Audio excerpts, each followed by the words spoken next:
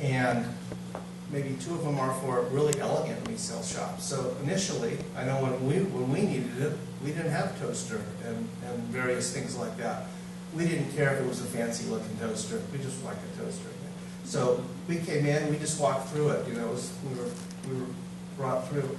At the end of our program, we gave every member we were aware of who was a part of the Roadmap to Recovery program or the community or a fire survivor a $100 gift certificate, which they could use or not use. If they did use it, it came out of the budget we had, so they could go in and get something nice for their home and to buy things at a discounted rate. So for the long run, they would have something. But that was a wonderful thing, and that group worked very hard. This is the kind of big room that we have that's got me thinking about signing. I'm not sure if my church has signed up, but to sign up, we've got that kind of thing. It'd be nice to be a shelter in place. But this was just one of many events. And we also have a tremendous musical talent at our church, and everybody wanted to offer what they had to give. This is an example of the program that we would set out a monthly schedule. And you can see that the topics are not simply insurance related. And the 27 workshops that Nancy talked about, we created them. What's important? What's important now, early on? What's important later? That kind of thing. So we weren't talking about solar systems initially. We were talking about, well, what are the rules? What's a scope of loss? Actually, things that I didn't even get through the 2003 fire because I was too involved with my HOA. So I learned a lot of stuff that I would have liked to have known myself earlier. But we also brought our community organizers together, and you know, we could never say enough about Brian Maychine and what he did for us. But we set the program, we gave the name Roadmap to Recovery. RBCPC took a back seat. Its name is on there, on the bottom, I believe. But yes, that's where they'll be head. It was sponsored by UP, but you were talking, Nancy, about that single point of contact. I decided I was going to be that single point of contact for our church, and they allowed me to do so. And with that, we would decrease the liability potential. So we let the quote professionals take that lead. But every single presentation that was made, I edited and went through, and that's because I didn't know what we were going to get, and I didn't want any surprises. And I'm a scientist by training, and I've had a chance to speak publicly, so I thought I could do that. We always put this out, actually the very first slide, we want to be very upfront. So whatever you're learning today, it's not legal advice. We created a booklet. So I guess I've kind of co-authored one little book. And what we did was create a bunch of ideas and encouragement for people. This came out around, I think it came out around August to September of 2008. And not everyone got one, but our intention was for everyone to get one.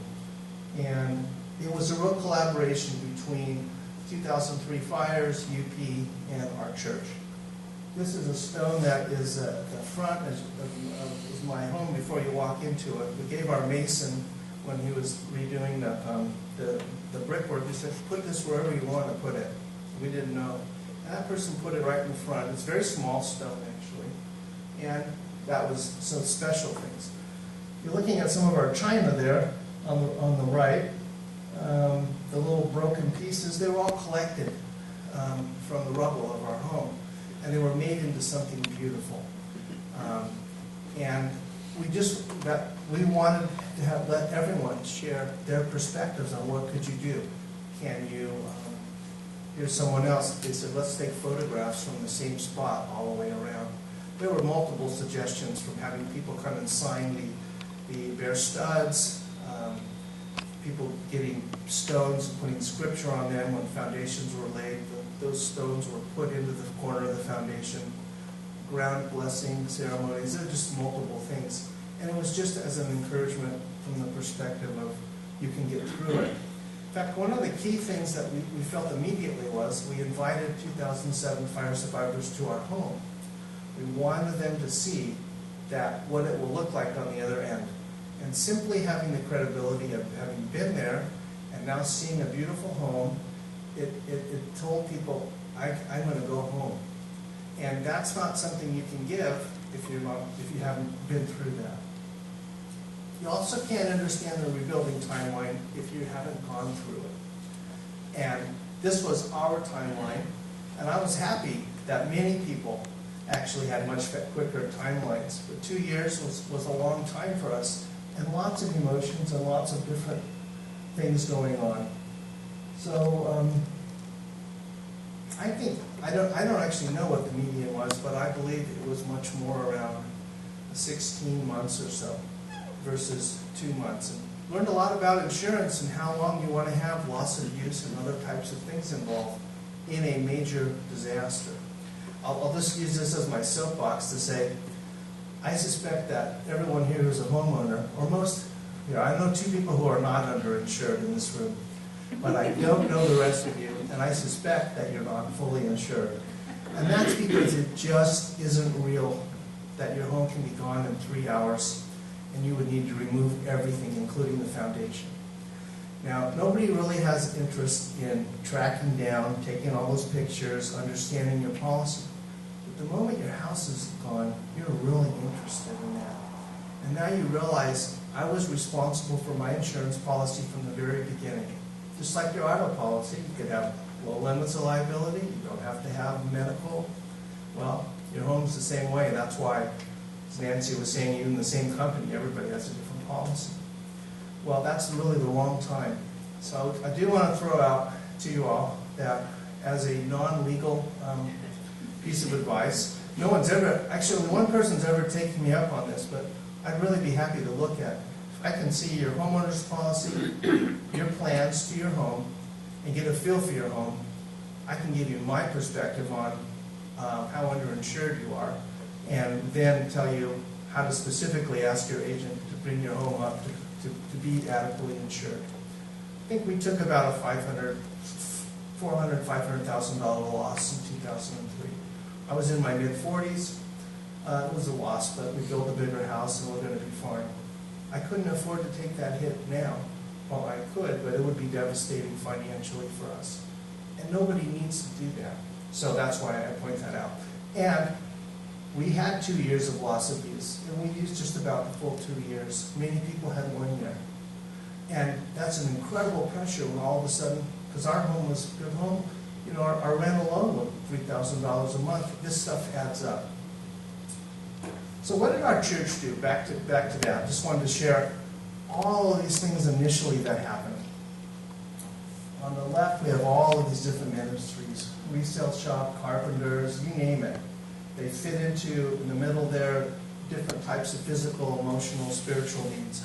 And it was organized very quickly to get people involved. Everybody wants to help, and they should have an opportunity to help through in a church. This was how we did it.